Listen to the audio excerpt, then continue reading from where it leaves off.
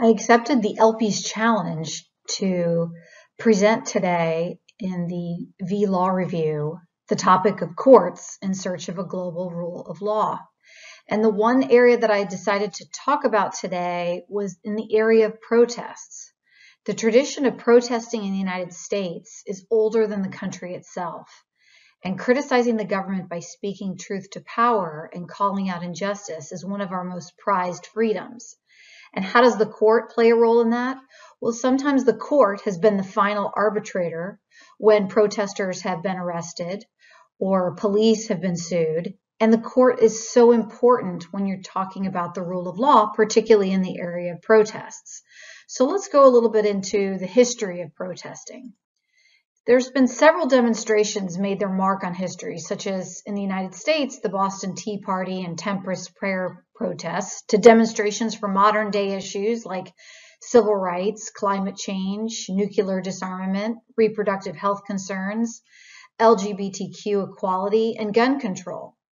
We've seen that historic institution in full force with protests against the storied systemic racial injustice in the United States. And lawyers have played a major role by representing clients who are protesters or those who took advantage of the lawful protests going on at the time, or police officers who were somehow a part of it as well. And again, the courts play a huge role in protests and the rule of law as the final arbitrators when things come up in protests. So as you can see from this protest outline, we start here with 1773, the Boston Tea Party, making our way into the 60s with the Selma to Montgomery March in 1987, the Second National March on Washington for Lesbian Gay Rights. We move into the 90s, whereas 1982 we had the Los Angeles Uprising after 4 Los Angeles police officers were acquitted of the charges relating to their brutal beating of Rodney King, a black man. And then moving into 1999, Seattle World Trade Organization protests, and in 2020, the Black Lives Matter. And so when we take a look at these different protests over the years, we see that the courts have to have a balancing basically do a balancing test between safeguarding First Amendment rights to free speech, freedom of expression, while also understanding that the police and the government have to protect public safety. So what types of actions are constitutionally protected under the First Amendment? Well, state laws are designed to empower the police. So there are laws such as breaching the peace, disobeying a dispersal order, resisting, impeding, interfering with, delaying, or obstructing an officer. So how much does the First Amendment constrain how police use these statutes to respond to those who oppose them? Well, we see here in City of Houston v. Hill, a 1987 case, the Supreme Court found that the ordinance, which willfully or intentionally interrupted a city policeman by a verbal challenge during an investigation, criminalized a substantial amount of constitutionally protected speech, and therefore the Supreme Court found it to be substantially overbroad. So you really have to take a look, and the courts, again, demonstrate the balance in trying to achieve rule of law by taking a look at those ordinances, and here found it to be overbroad. Fighting words, which have a direct tendency to inflict injury, cause a violent reaction, or incite an immediate break of the peace, are not protected under the First Amendment. However, post-Hill, many courts have refused to apply the fighting words doctrine to insults to officers. The other case, Markevich v. City of New York, a Second Circuit appellate case, said that protests and demonstrations are speech within the meaning of the First Amendment, and streets, sidewalks, parks, or public forums where the government's ability to resist expressive conduct is limited. So let's take a look at, now that we've seen the First Amendment rights, freedom of expression, what about protecting public safety? And what we found is that the model has changed amongst police. In the 1960s, we found an escalated force model, where policing mass protests entailed showing dominant force early in order to deter criminality and civil disobedience. It really tended to inflame tensions and provoke violence by protesters rather than preventing it. Then we moved into the 1970s into more negotiated management model, and police were trained to see their role as helping to facilitate First Amendment expression and communicated ahead of time what behaviors they would or would not tolerate. And lastly, we see in the 1990s, police began to shift again back to ratcheting up their responses to mass protests. And we saw violent clashes between police and protesters at the 1999 World Trade Organization conference in Seattle. And of course, then the terrorist attacks of September 11th, 2001 further reinforced the trend towards more assertive police responses to mass demonstrations. So what we ask ourselves here is, in a free society, these forms of popular criticism of the government are essential, yet they present a challenge. Popular resistance can go too far, especially when it's violent. And police need discretion to manage those who would oppose them, yet where do we draw the line? Again, we go back to the courts, and hopefully police policies within departments will also assist in that and to maintain the rule of law. Now, the demonstrations of 2020 were especially difficult to manage because the protests were about policing. And in many jurisdictions, the police response to demonstrations really added to the anger and distrust towards the police that many demonstrators felt. And so political protests criticized many things other than the police, but nevertheless, protests against the police raised the stakes even higher. The subjects of criticism are the same individuals and institutions tasked with the hands-on job of protecting protesters, while at the same time keeping them within the bounds. So let's explore a little bit how the law regulates police resistance to popular resistance. And we saw the demonstrations of 2020 were very different than previous protests. We had the COVID-19 pandemic, we had thousands of demonstrations following the murder of George Floyd, and we saw a spike in homicides and shootings. Police did not expect and were not prepared for the level and extent of violence that they encountered. In many cities, agitators threw Molotov cocktails and rocks at police, committed acts of arson, smashed windows and looted stores, and used peaceful demonstrators as a cover to commit acts of violence.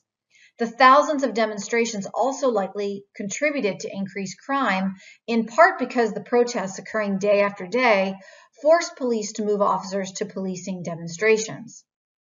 And so as a result of this, the Police Executive Research Forum wrote a report after analyzing all the critical incidents, and in 2022, they determined that there should be made several recommendations. The police should invite community leaders to participate in police meetings and training sessions about planning the police response to demonstrations. These meetings should discuss the police response to demonstrations as a general matter, as well as planning for particular demonstrations. The police can gain valuable input while also building trust and showing their communities that police share the same goals of facilitating the peaceful exercise of First Amendment rights. And secondly, police should build trust during demonstrations by inviting community leaders, which have strong credibility among the general public, to serve as observers and partners on the streets. Police should really work with these individuals to identify specific roles that they can take to be helpful. So, for example, community leaders might use their cell phones to tell police that small numbers of people are arriving at certain locations with rocks or other objects to throw at officers, or spread the word among demonstrators that police want to clear one side of the street in order to allow emergency vehicles to pass. Police should rethink their approach to use of force during demonstrations, like tear gas or pepper spray, beanbag rounds, rubber bullets, flashbang devices. Other tools were used in many cities, and many of the police did not have special training on their use. And so what we learned here is we actually found recommendations outside the court process. However, it must be said that some of these recommendations came out of the fact that there were several protesters that had actually filed civil lawsuits in the courts system. For example, in Portland, several complaints had been filed by protesters. The court indicated that the Portland police had used excessive force during the 2020 demonstrations, and therefore this was a perfect example of the courts utilizing their power and utilizing the idea of the rule of law to make suggestions to the police and then the police responding in kind. The other thing I'd want to mention is civil disobedience and the difference between civil disobedience and criminal activity. Here we have a letter from Birmingham jail by Martin Luther King Jr., who said, "Just as Socrates felt that it was necessary to create a tension in the mind so that individuals could shake off the bondage of myths and half-truths and rise to the realm of creative analysis and objective appraisal, so we must see the need for non-violent gadflies to create the kind of tension in society that will help men rise from the dark depths of prejudice and racism to the majestic heights of understanding and brotherhood." That is to say, we need the non-gadflies to create the kind of tension so that we can address systemic prejudice and racism in society. Protests, there's a need for protests. And so we have to kind of look, what should we consider when we're representing a client in a civil disobedience case in which the courts are involved? And we have to take a look primarily at what are some of the state and federal laws that have been passed. We've just seen here recently in Tennessee in the last 2 years, post-2020, where the Tennessee legislatures actually have cracked down on certain protests in Tennessee. They increased the punishment for illegal camping on state property to a Class E felony. And that's because there were protests in June 2020 when dozens of protesters slept outside the state capitol for more than 2 months. And during the demonstrations in Nashville, protesters reportedly created an autonomous zone in front of the state capitol. And denouncing the protesters' actions, the governor warned that autonomous zones and violence would not be tolerated. So we as lawyers have to be aware at some of the penalties and criminal charges that can be filed against our clients, because here they've significantly increased criminal charges if they've increased it to a Class E felony, imposed a 45-day hold for people convicted of aggravated rioting, and enhanced the fine for obstructing emergency vehicles. So basically, what we need to tell our clients is, look, if the police overstep their bounds, you have the right to sue for illegal searches and seizures, because that's a denial of your First Amendment rights, or if there's been an illegal arrest, or excessive force, or physical brutality, those can be handled in the courts. But clients also need to understand that they may be sued for destroying property. And lawyers have to be aware of picketing codes, free speech zones, discipline codes. Employees, particularly in the private sector, can be fired for participating in civil disobedience actions. Participation can affect hiring and security clearances.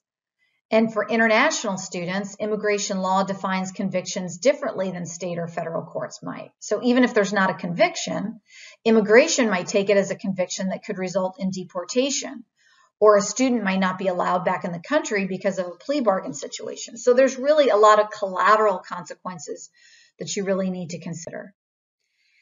And also what we need to think about is prepare to encounter police, be arrested. You may be held for 24 hours until your arraignment and post bail. So you really have to make sure that your clients know their emergency contact numbers and they have an emergency plan for children, for pets, for their job. They have to understand the risks, especially if you're not a citizen, if you have an open criminal case or a lengthy record. It's important to know your rights as well. If you're stopped by the police, are you being seized? Am I free to leave? If I'm not free to leave, are you detaining me? Am I being arrested? If I am being detained, then make sure your client understands that they want to say that they wish to remain silent. If they're being searched, you need to explain to them that they don't have to consent to the search while not physically resisting. If they're arrested, it's important for them to make sure they say, "I'm not talking without my lawyer." Clients have to be advised that they can legally film the police, but they really need to do it at a safe distance. They have to be careful not to physically interfere with what's happening and check with an attorney before posting any photos or video they take, as they might contain sensitive legal information. And the person doing the filming shouldn't take part in the action so as not to risk arrest, which could risk the footage being destroyed. But also it's important to make sure that they're not obstructing the police. In that way, their First Amendment right to record might be limited. It's important to make every effort to find out where your client is being held and to call immediately to invoke their right to counsel. And advise clients to call on you to inform you of where they are and if there are any urgent issues you need to move on, such as a need for medical attention. I think all of these advice from lawyers to their clients allow us to delve into this idea of the need for protests, which you would think contradicts rule of law, but in reality it doesn't, because in a democratic society, we need to have the ability to protest, and we need to understand our rights under that and understand the distinctions between our freedom of expression and assembly and the police's need to prevent